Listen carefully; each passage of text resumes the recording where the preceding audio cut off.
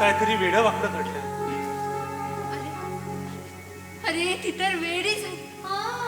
अंगावर हात धरून सरीश, त्याचा अर्थ तिचं लग्न झालं की मोडलं. कशामुळे कुरघडले हिला? शंकराचा शाप तर त्या दोघांना घोला नसेल. पण ही अशी एकटी एका ठिका फिरते. भैरव बाबा कुठे? बाकीचे गाण बहिण लोक. कानभरींचा तळ हल्ला आहे असा तो नावाडी सांगत होता मला. आणि ही एकटी मागे राहिली. उघडच आहे ना ताई, कान भरीने वेट लागल्यावर तिला सोडून दिलं असावं.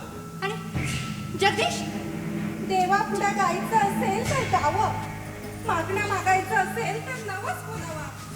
हो पण असं फलत सलत साकडं घालू नये देवाला. त्यात फलत सलत काही नाही. अगं गाण्याच्या व्यवसायातून मी निवृत्त होतो असं फार तर समजा. अहो असं काहीतरीच कसं समजता येईल? वृत्ता कृष्णकांत दामोदर रेवे सांगून थकले. आता तुम्हीच काही धरणं धरता आला यांच्यापाशी तर पहा. म्हणू अगं मी ठरवलंय ते पूर्ण विचार करून ठरवलंय ग.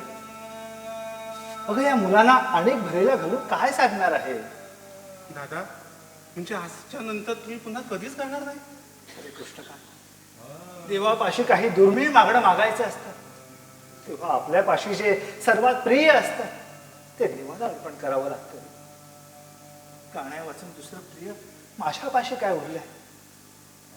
तेवढ्यानं काय चमत्कार घडणार आहे दादा?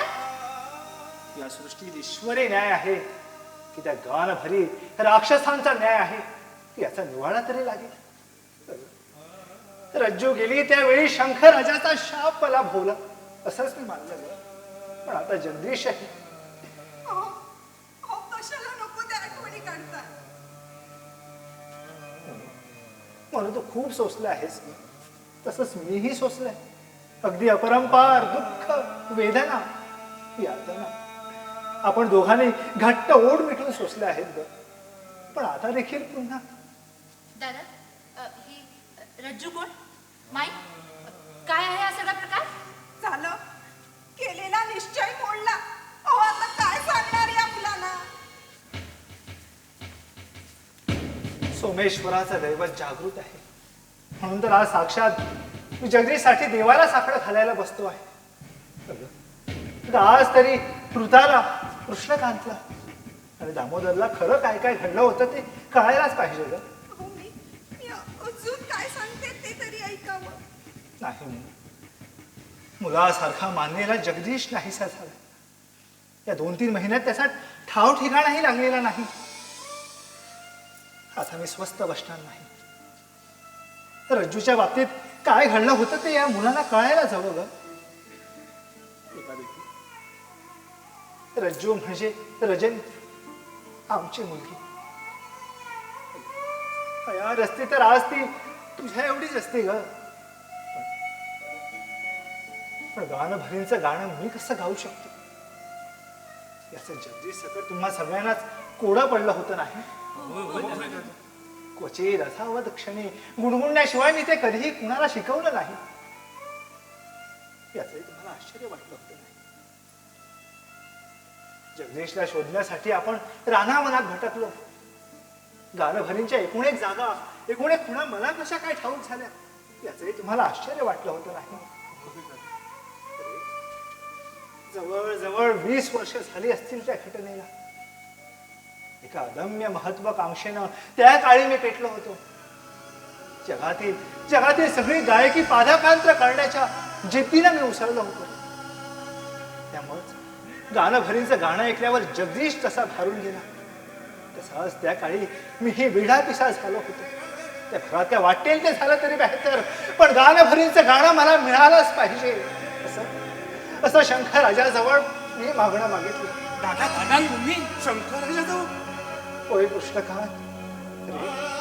अवलियाचे सगळे शब्द विसरून सगळे इशारे घुडकावून लावून मी मागणं मागितले. रे त्यानंतर काही दिवस काहीच घडलं नाही. तेव्हा शंकर राजाचा शक्तीवरचा माझाही विश्वास डळमळला. वेषांतर करून मी गानभरीच्या तळावर गानभरी होऊन मला कोणी ओळखलं नाही रे, की ओळखून माझी दखल घेतली नाही. ती शंकरराजाची कृपा होती ते आता लक्षात येते माझ्या. गायकी शिकून मी परत आलो, त्या विजयानं हुशारून जाऊन मोठा ठाटमाट सोहळा करून इथं याच पटांगणात देवासमोर मैफिल रंगवली, शेकडो रसिकांची दाद मिळवली. शेवटी भैरवी गाऊन कृतार्थ होऊन मी उठलो. श्रोते तृप्त होऊन पाहले आणि घरी जायला आम्ही निघालो रे. त्यावेळी लक्षात आलं की 4-5 वर्षाची चिमुकली रज्जू नाहीशी झाली रे. आयुष्य झाली. नाहीशी झाली म्हणजे इथंच या देवळात खेळत होती ग, पण माझंही लक्ष राहिलं नाही. त्रिखंड शुद्ध ग पण झालं तरी काय तिचं? मागशील ते मिळेल, पण जे मिळेल त्यासाठी जन्मभर तळमळत पश्चाताप करावा लागेल. यवली अशी वाणी त्यावेळी मला आठवली. अरे गाणं भरीने तिला पळवली आणि श्रीहरी ठार मारली. गाणं भरीने. अरे कृष्णकांत, अरे अरे असा घोरी कर्म करणारे कोण चांदा असणार रे? पण त्यांनी केलं तरी काय त्या अशरफ मुलीचं? श्रीहरी श्रीहरी. अगं 8 दिवसांनी रक्तानं माखलेले तिचे कपडे चंद्राने दारात आणून टाकले.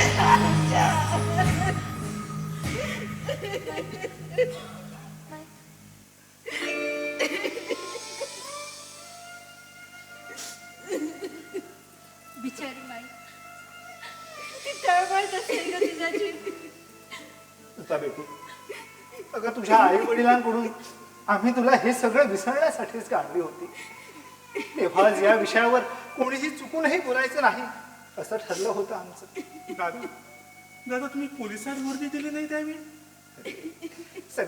सगळे सोपस्कार केलेत रे, काही निष्पन्न नाही झालं त्या. अरे रानावनात वास्तव्य करणारे हे फटके रानभरी पोलिसाला दाद देतील असं वाटतं तुला? अरे मी त्याला फार जवळून पाहिले रे, खूप ओळखून आहे मी त्याला. म्हणून शोक आवडलाच पाहिजे तुला. बस बस, आता या विषयावर कोणीही बोलायचं नाही. म्हणून माझ्या अपराधाचा प्रायश्चित्त मला मिळालं ग. बघा, आपण ते निमूटपणाने भोगलं केवळ माझ्यासाठी. तुझा काहीही अपराध नसताना तू देखील भोगलंस ग. म्हणूनच आज ताट मानेला मी जगदीशसाठी देवाला साकडं घालू शकतो.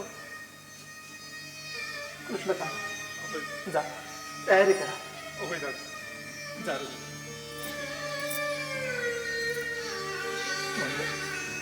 म्हणून शोक आवरलाच पाहिजे ग तुला. नाही हो. हे पहा, मी डोळे पुसले. ही शेवटची बैठक मला प्रसन्न चित्तानं. हे बघा, मी देवासाठी अगदी प्रसन्न मनाने माळ गुंफत बसते.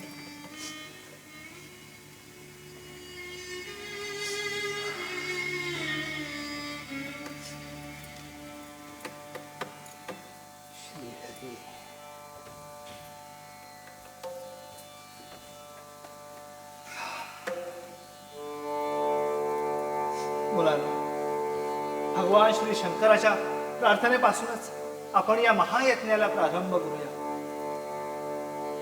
ओम नमः शिवाय.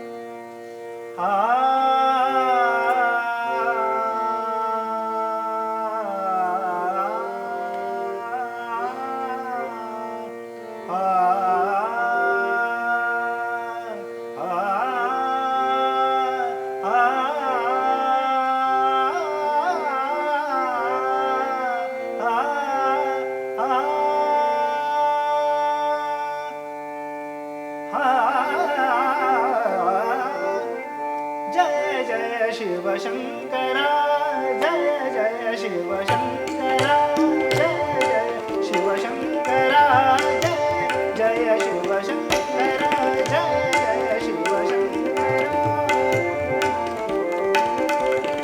जय जय शिवशंकरा पार्वतीश नृत्यवरा पार्वतीश नृत्यवरा पार्वतीश नृत्यवरा पार्वतीश नृत्यवरा दर्शनास भक्त उभे दर्शनास भक्त उभे दर्शनास भक्त उभे आले तव मंदिरा जय जय शिवशंकरा जय जय शिवशंकरा जय जय जय जय शिवशंकरा जय जय शिवशंकरा नटराजा तूच आज नटराजा तूच आज बहुत अच्छी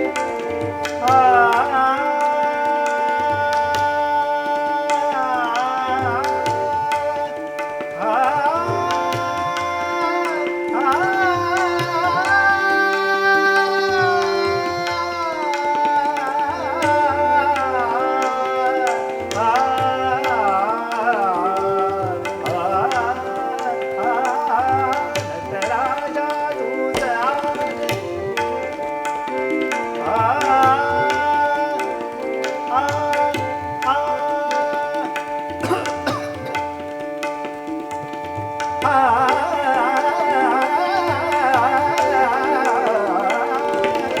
नटराजा तूच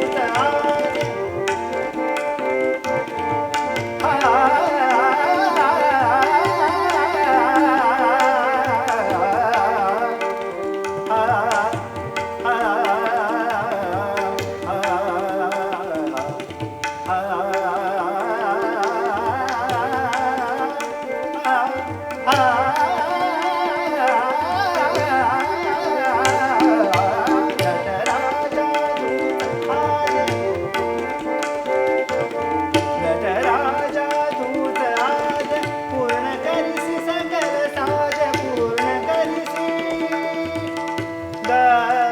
गमधानी निपम पगम गम पम रे सरे सा साधानी निमा पगम गमधानी पूर्ण करिसी सकल साज पूर्ण करिसी सकल साज पूर्ण करिसी सकल साज स्वरगंगे भरुणी दे स्वरगंगे भरुणी दे स्वरगंगे भरुणी दे हृदयाचा गाभारा जय जय शिवशंकरा जय जय शिवशंकरा पार्वतीश नृत्यवरा पार्वतीश नृत्यवरा पार्वतीश नृत्यवरा पार्वतीश नृत्यवरा पार्वतीश नृत्यवरा पार्वतीश नृत्यवरा दर्शनास भक्त उभे दर्शनास भक्त उभे दर्शनास भक्त उभे आले तव मंदिरा जय जय शिवशंकरा जय जय शिवशंकरा जय जय शिवशंकरा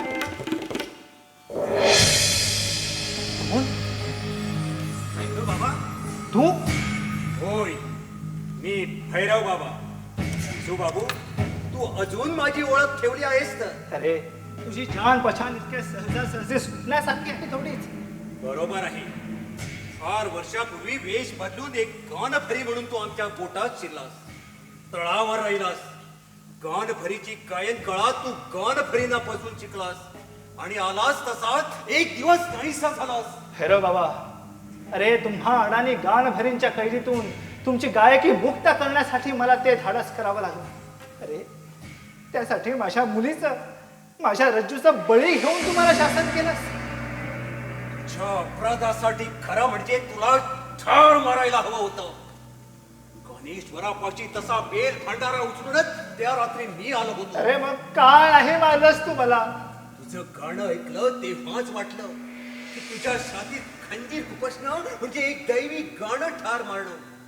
तुला असं मरण देण्यापेक्षा तुझं गाणं जिवंत ठेवून तुला जन्मभर मरणप्राय वेदना भोगायला लावण्याची शिक्षा करायची होती मला. म्हणून तुझी रज्जू मी उचलून नेली. अरे अरे पण त्या कोवळ्या मुलीनं तुझा काय अपराध केला होता रे, म्हणून तू तिला इतक्या क्रूरपणाने जीव मारलीस? तिला मी मारले नाही, ती कोणी गानभरीला मारली नाही. म्हणजे रक्ताने भरलेले तिचे कपडे देखील? तुला दिलेल्या शिक्षेचाच तो एक भाग होता. बाबू, अरे ते रक्त शिकार केलेल्या जनावराच आहे की माणसाच आहे हे शोधून पाहण्याची सुद्धा तुला अक्कल सुटली. म्हणजे म्हणजे माझी रज्जू जिवंत आहे. भैरव बाबा कुठे आहे माझी रज्जू? अरे बाबा, अरे काय केलंस माझ्या मुलीचं ते आता तरी खरं सांग रे बाबा. तेच सांगायला मी आलोय. तुझी रज्जू म्हणजे आमची रैना, गणेश्वराची राणी, गानभरीच्या गायन कलेचा चंद्र. रज्जू म्हणजे रैना? जिच्यासाठी जगदीशने जीव टाकला होता ती राही ना. तिला तुम्ही गाणेश्वराला वाहिलीत, तिची देवदासी केली? गेली होती, पण तुझ्या शिष्यानं जगदीशनं तिला नादी लावली. त्याच्याशी लग्न करण्याचा तिनं हट्ट धरला म्हणून तू त्या दोघांना मारून टाकलंस? मी त्या दोघांचं लग्न लावून दिलं. गानभरीच्या रीतिरिवाजाप्रमाणे अगदी थाटामाटात गानेश्वराच्या साक्षीनं त्याची राणी मी जगदीशला दिली. मी त्या दोघांना बजावून सांगितलं होतं की जे मी समजून घेतलं ते बाकीचे गानभरी उमजणार नाहीत. तेव्हा तुम्ही तिथं क्षणभरी थांबू नका, ताबडतोब नदी पार व्हा. त्यांनी माझं ऐकलं नाही.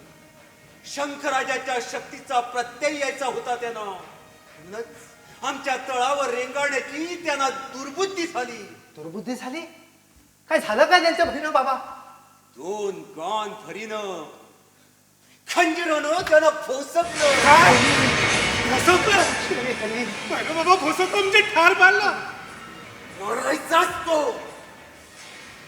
मेलाही असता, पण मी त्याला गुहेत पळवला, लपवून ठेवला, त्याच्यावर औषधी पाला लावला. खैर गानेश्वराची म्हणून तो वाचला.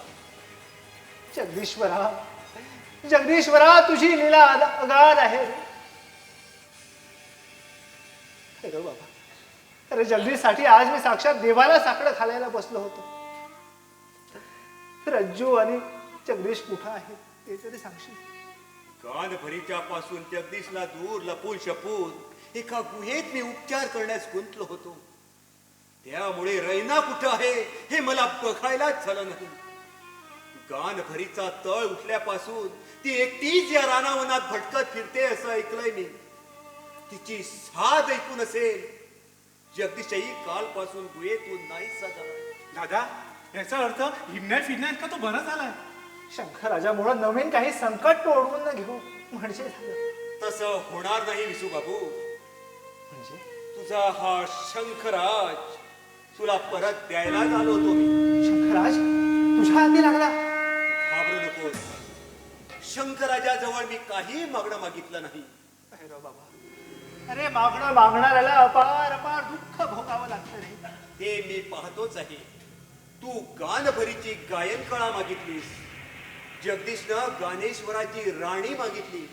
अरे अरे माणसानं स्वतः पराक्रमानं मिळवायच्या गोष्टीसाठी दैवी शक्तीपणाला लावल्या तर दुःखाशिवाय दुसरं काय वाटायला येणार? घेऊन जा तुझा शंकराज. अरे हा घेऊन मी काय करू? कोणाला देऊ? म्हणू